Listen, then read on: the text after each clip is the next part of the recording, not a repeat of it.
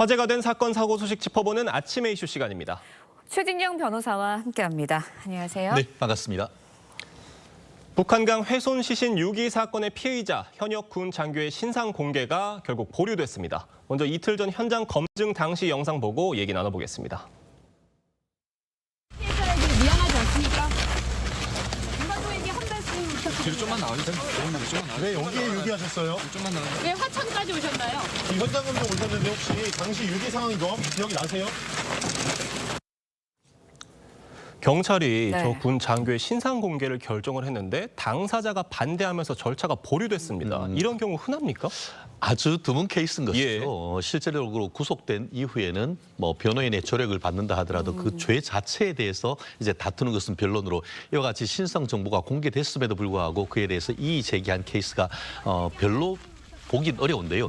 다만 그럼에도 불구하고 다만 이번 결정한 이유는 결국 범유죄의 증거가 명확하고 또 그리고 또 이 사안에 대해서 국민의 알 권리를 보장하고 나아가 이것을 공개함으로써 재범을 방지하지 않은 그런 취지에 비춰와서 그 강원지방경찰청 같은 경우에는 공개해야 된다 결정을 했었는데 본인이 여러 가지 이유를 들어서 일단 절차에 따라서 이의했는 건 맞습니다.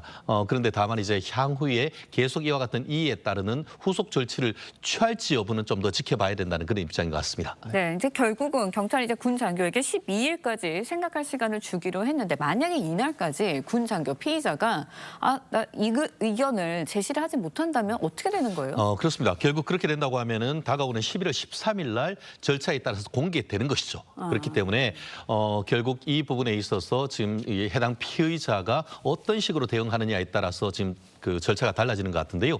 실질적으로 지금 일단 이 제기를 해놓고 본인이 어떤 신상이 공개되는 것을 계속 막기 위할 경우에는 법원에다가 신상 정보 공개 절차 중지 가처분 신청을 해야 됩니다. 그래서 그 소송을 제기를 할 경우에는 법원이 그 결정에 따라서 공개 여부를 결정하면 되는데 만약에 말씀드린 것처럼 지금 12일까지 이의를 제기하지 않는다라고 하면은 다가오는 11월 13일 날 이 검찰에 사건을 넘기는 것과 상관없이 공개가 되기 때문에 아마 한두 주 내로는 이 부분이 결정이 될 것인데 실질적으로 지난 2020년 7월경에 이른바 텔레그램 M방번 사건에 있어서 피의자가 어떻게 보면 공개를 결정을 했고 공개된 결정에 대해서 어떻게 보면 집행정지 법원을 판결을 받아서 최종적으로 공개가 되지 아니한 그런 케이스도 없지는 아니합니다. 네, 알겠습니다. 어떻게 또 발전이 될지 좀 지켜봐야 할 것 같고요. 다음 이야기 넘어가 보도록 하겠습니다.